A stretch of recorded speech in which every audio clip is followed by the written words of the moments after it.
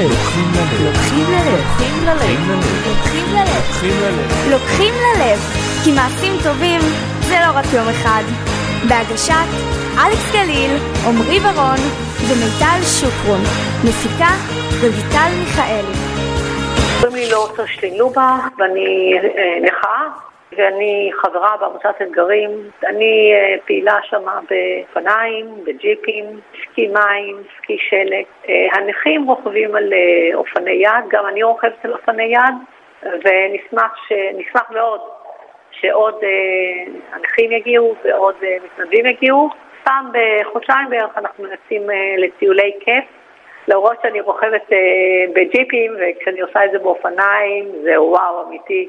זו ההזדמנות שלי לטייל באופניים, ועמותת אתגרים בעצם נותנת לי את האפשרות לעשות דברים שאף אחד לא נתן לי את האפשרות לעשות. אני בחרתי בשיר אל תיפול של גלי עטרי, שכתב והלחין אילי בוסנר, ושיר שמתאים לי, אל תיפול. ושתמיד יש לנו תקווה, שאנחנו תמיד נמשיך הלאה, ואני מגישה את השיר הזה מכל הלב. שר אותו גלי עטרי, ובאמת השבוע, כמו ששמתם לב, עמותת אתגרים, זאת העמותה שאנחנו הולכים לדבר איתה השבוע, והחלטנו קצת להתחיל אחרת. שמענו את לובה, שהיא רוכבת פה במועדון האופניים בנהלל, וכדי לשמוע קצת יותר פרטים, כמו בכל שבוע, יש לנו את מיטל ואת פינתנו האהובה. אז אנחנו מיד נתחיל, רק לפני זה אנחנו נגיד המספר טלפון שלנו באולפן, 642-5627, מי שרוצה לשאול שאלות או להתקשר לספר לנו משהו שקשור לעמותת אתגרים, אתם כמובן מוזמנים.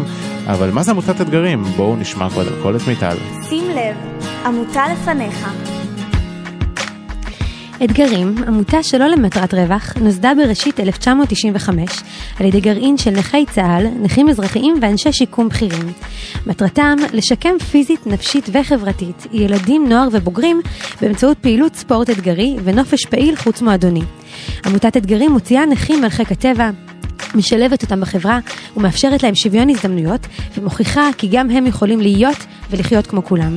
העמותה מפעילה פרויקטים רבים בתחום ענפי הספורט ובתחום החינוך והשיקום.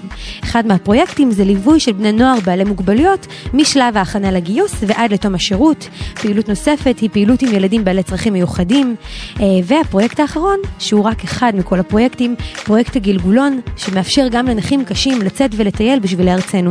ובאמת יש עוד המון פרויקטים רבים ומצוינים, ואנחנו תכף גם נשמע. אנחנו גם ראינו באתר, הרשימה היא באמת ארוכה, אבל כדי להתחיל להבין את העניינים ולראות איך באמת העמותה הזאת עובדת ואיך אנחנו יכולים לבוא ולהצטרף, אנחנו נדבר עכשיו, איתנו כבר נמצא על הקו גיא סלומון, שהוא סמנכ"ל משאבי אנוש ופרויקטים. צהריים טובים גיא. צהריים טובים, משהו טוב. גיא, בוא תספר לנו בעצם למה הוקמה עמותת אתגרים. אז אתגרים באמת שקמה לפני קרוב ל-16 שנה, עשתה מהפכה חברתית בתפיסה של שיקום ושילוב חברתי של אנשים עם מוגבלויות בחברה.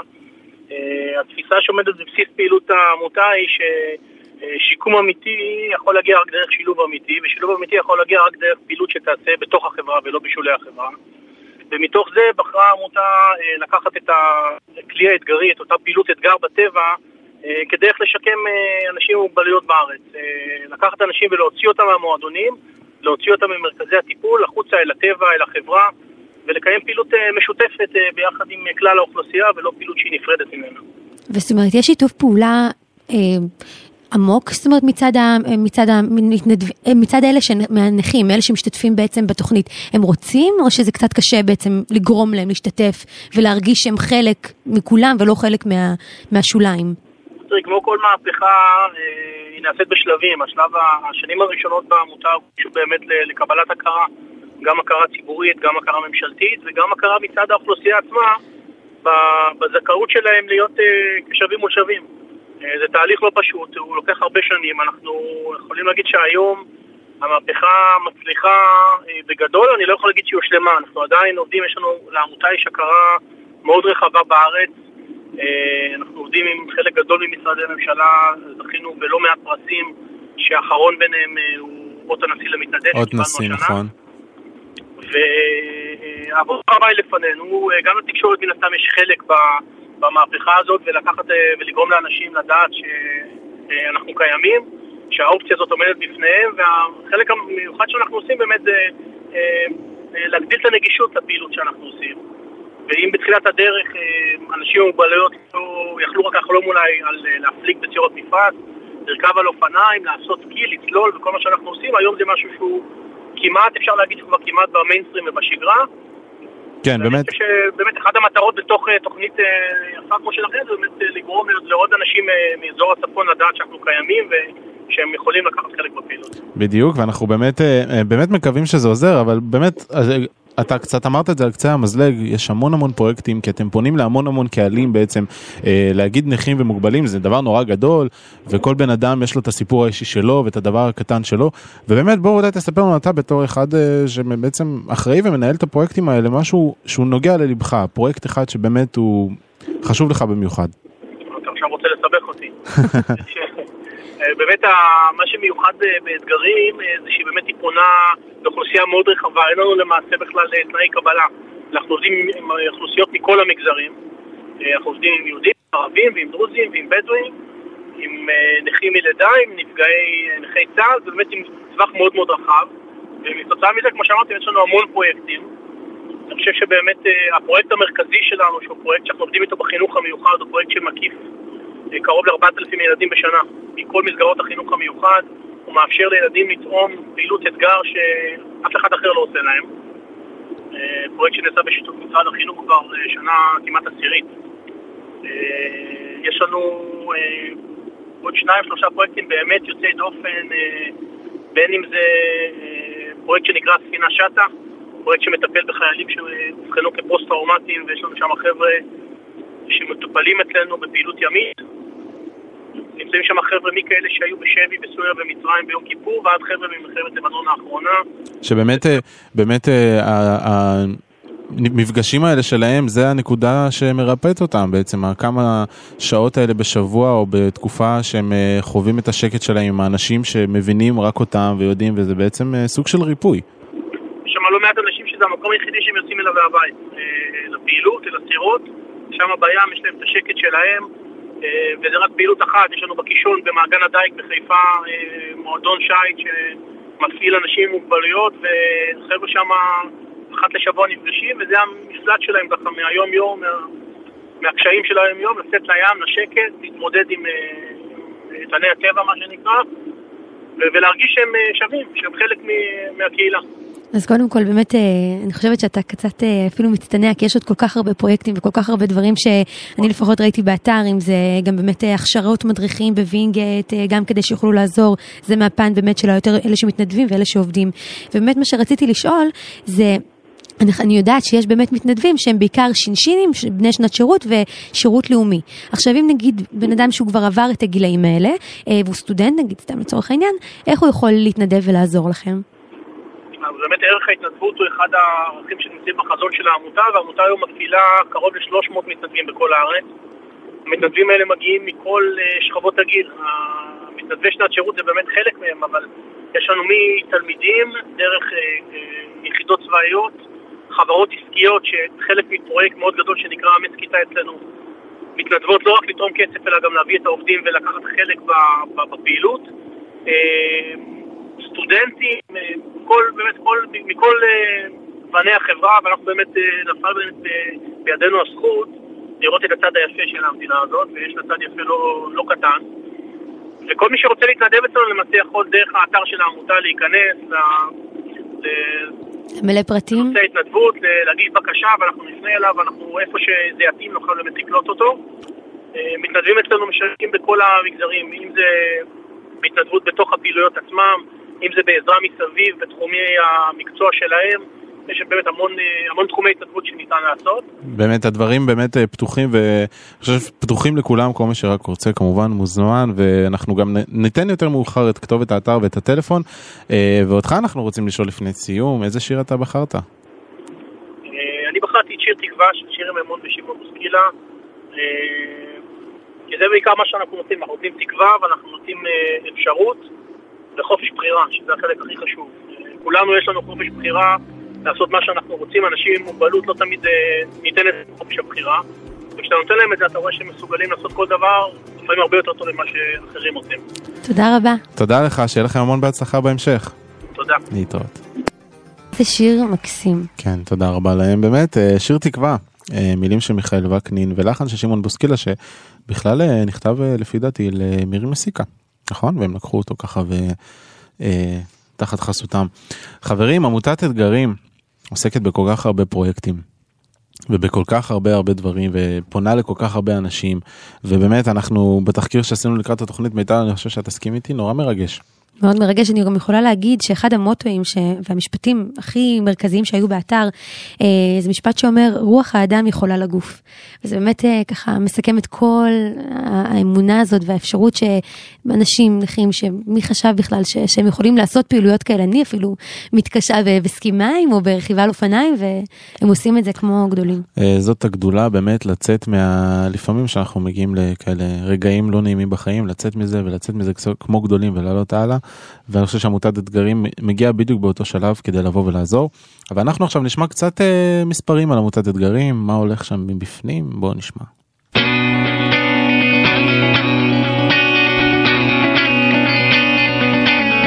דוח מצב. כיום חיים בישראל כ500,000 ילדים, בני נוער ובוגרים עם מגבלות פיזיות, נפשיות וצרכים מיוחדים. בעמותת אתגרים פועלים כיום כ4,500 ילדים ובני נוער ב-240 מסגרות ברחבי הארץ, וכן כ700 בוגרים. אתגרים הקימה ופיתחה מאז הקמתה 20 ענפי ספורט ונופש פעיל בטבע. המתנדבים באתגרים היום עומדים לקרוב ל-350 מתנדבים קבועים, בתוכם בני שירות ושירות לאומי, וכ100 מתנדבים זמניים. כן, זה גם מה שיפה גם בעמותה הזאת, שהרבה מהמתנדבים הם באים תחת חסות של, או של הצבא באמת, או של שירות לאומי, וזה מדהים, באמת יפה, שזה גם מעבר להרגשה האישית של בן אדם להתנדב, זה הרגשה קולקטיבית של איזושהי חברה או איזשהו גוף חברתי, וזה כל הכבוד. אנחנו ממשיכים, נמצא איתנו כבר על הקו מר רובי שמרון, שהוא מתנדב ותיק במועדון אופניים בנהלל. צהריים טובים לך. צהריים טובים לך. רובי, בוא תספר לנו קצת על הדרך שהובילה אותך בעצם להתנדב בעמותת אתגרים. הסיפור שלי הוא לא דרך איזשהו גוף מרכזי או צבא או משהו כזה, אלא במקרה שמעתי מחברים שיש כזאת עמותה שמטפלת בשונות או עושה ספורט עם נכים. אני בעצמי, אני לא צעיר כבר, אני כבר עברתי את ה-60, אבל אני עוסק בספורט הרבה מאוד, אפילו גם ספורט מקצועי, אני טריאטלט, שוחה, וגם כל הילדים שלי גם עושים ספורט, אז... כל הכבוד. ואפילו אני עושה את זה בעמק, במסגרת עמק האושר, הקבוצה של הטריאטלון של העמק, של עמק ישראל. אבל חבר שלמדתי איתו הרבה שנים בטכניון, ונשארנו הרבה בקשרים, סבל ממחלת סכרת, ונקטעו לו שתי הרגליים עד למפסע, והבן אדם חשב שהוא גמר עם החיים שלו, והיה מאוד מיואש. ליוויתי אותו שנה בבית חולים, ואז הצעתי לו, אולי נלך לזה. הוא אמר, תגיד לי, אתה השתגעת? אז תסתכל עליי, מה אתה... אמרתי לו, אתה יודע מה, אני מבטיח לך, אנחנו עוד חצי שנה רוכבים באופניים. לקחתי אותו בכוח, ממש הכרחתי אותו, לא ויתרתי, לא באתי בבוקר, אמרתי לו, אם אתה לא יורד, אני נשאר ליד הבית שלך כל היום. לא היה לו נעים, הורידו אותו, כמובן זה קטוע שתי רגליים, זה משהו מיוחד. הבאתי אותו, שמתי אותו לאופניים. ברגע שראית את החיוך של הבן אדם, ידעתי שזה בסדר. והבן אדם אחרי חודשיים עשה חצי מרתון עין גדי עם האופניים, יחד איתי, והוא נשאר בחיים עוד 4 שנים. אחר כך הגוף כבר לא לקח את העסק.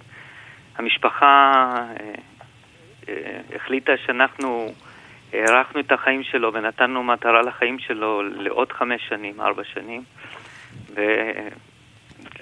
גם המשפחה נשארה בקשר מאוד טוב עם מועדון נהלל.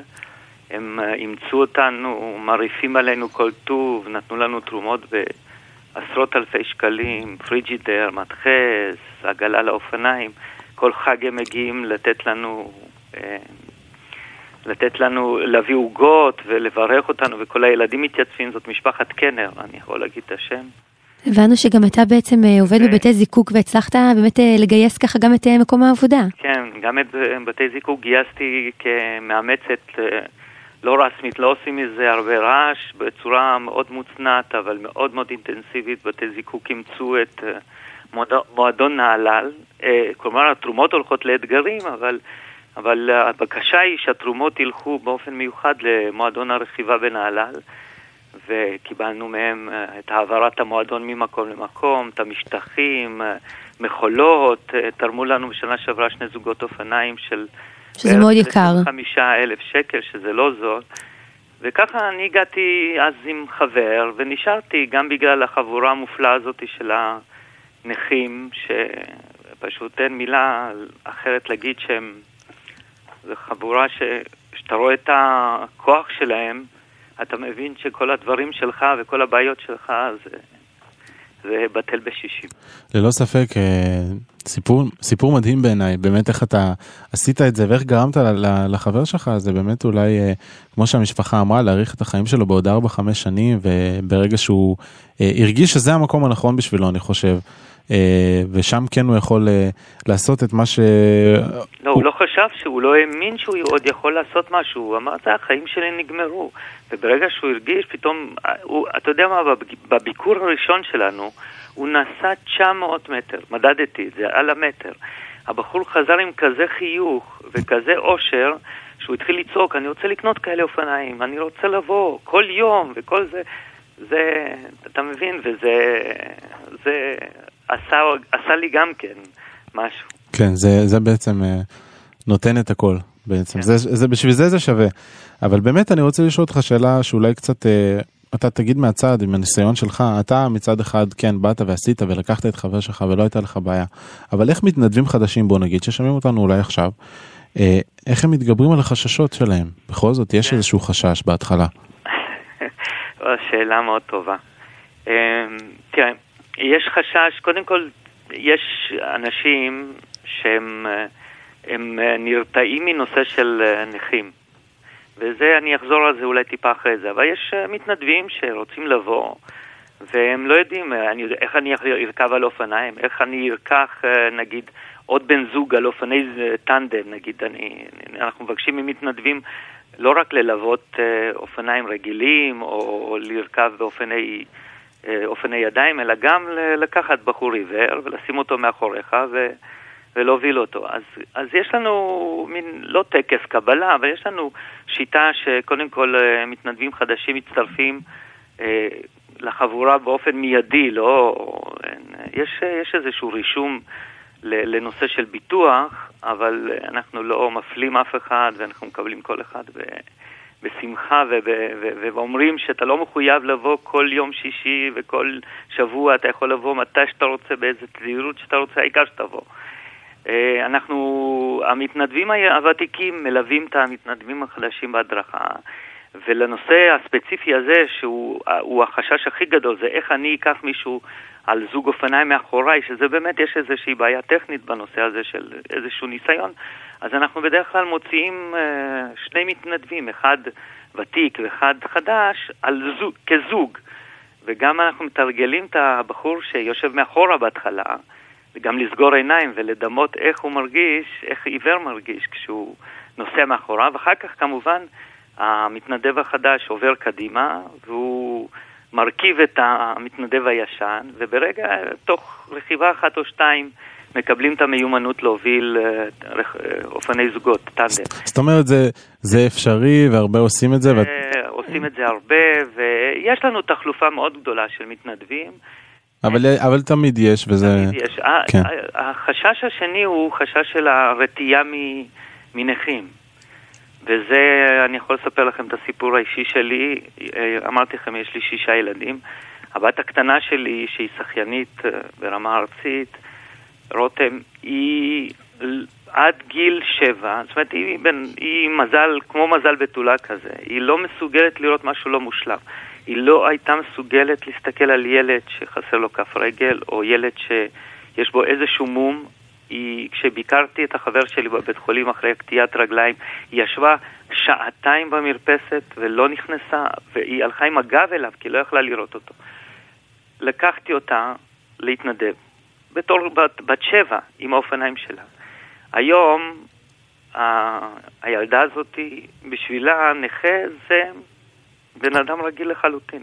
אין שום בעיה, שום דבר. זאת אומרת, מאוד מומלץ גם לכאלה שחוששים כדי להתגבר על החשש הזה ולראות שבעצם זו חבורה רגילה לחלוטין, עם בדיחות, עם מעשים רעים ומעשים טובים, עם העלבויות, עם צעקות, עם... זאת אומרת, אנשים רגילים לגמרי ובטוח רגילים לחלוטין. זה שיש לו את המום הפיזי זה לא פוסל אותו, ועוד פעם, בעמותה, גם בנכים וגם במתנדבים יש לנו מכל המינים, מכל הגזעים, מכל הגילים, יש לנו חבר'ה דרוזים, ויש לנו חבר'ה ערבים, ויש לנו, המדריך שלנו בחור ערבי, שהוא בחור, הוא מדריך על הכיף כיפק. באמת גם דיברנו עם גיא, שהוא באמת הסמנכ"ל, והוא סיפר לנו שבאמת יש את הכל מהכל. זאת אומרת, הרעיון הוא באמת להראות מיטל בעצם, שכולנו משפחה אחת. החששות, זאת אומרת, אם אני מסכם את זה, אין שום בעיה להתגבר על החששות, ואפילו אני ממליץ לכאלה שחוששים. דווקא כן ללכת ולעשות את זה. כי זה ממש כמו תרפיה. זה לא תשיג את זה אצל אף פסיכולוג. רובי, הסיפור שלך באמת מרתק, ואפשר ללמוד ממנו המון, אבל אנחנו ככה לקראת סיום באמת רוצים לשמוע איזה שיר בחרת. רציתי לשמוע שיר שאני לא יודע מי מבצע אותו, אבל קוראים לזה גן עדן כחול, Blue Heaven. כן, Heaven is a place on earth. אז אנחנו נתחבר לשיר הזה ונגיד לך המון המון תודה. אוקיי. ביי ביי. היה מאוד נחמד לדבר איתכם. שיר שבחר רובי. שלום, שמי הלל אדמוני, אני חיפאי, אני בן 61, ואני קשור לעמותת אתגרים מזה כ-11 שנים. הייתי ממקימי מועדון האופניים, אופני היד של אתגרים באזור חיפה. אציין כאן שאני קטוע רגל מעל הברך מתקופת שירותי בצבא ב-1970.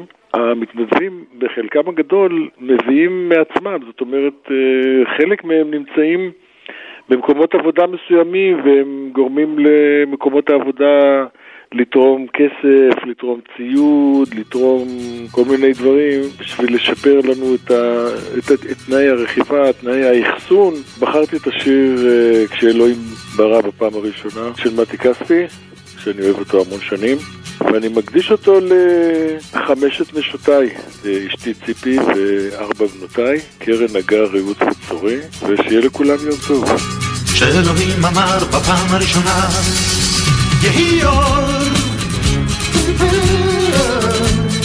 הוא התכוון שלא יהיה לו חשוב. מיטל, כשאלוהים ברא בפעם הראשונה, זה השיר של מתי כספי למילותיו של נתן זך, והוא גם הלחין, ובגלל שעמותת אתגרים באמת היא כל כך קדושה בפעילות, אין לנו היום הרבה זמן לשמוע את כל השירים, אז אנחנו מיד ממשיכים. רק לפני זה, מספרי טלפון? זה הזמן? מספרי טלפון. טוב, אז 03-561-3585, זה מספר הטלפון של עמותת אתגרים, 03-561-3581, והאתר שלהם www.etgarim.org. אני חושב שהעמותה הזאת באמת מיוחדת וחשובה לכולם, ואפשר לעשות איתה באמת, להגיע איתה למחוזות רבים, גם בפן האישי שלנו, של הכושר הגופני, של ההנאה שלנו, של הרגע העצמי, וגם לעזור להמון אנשים שבאמת זקוקים לזה, נכון. שצריכים את העזרה. טוב, אנחנו עוברים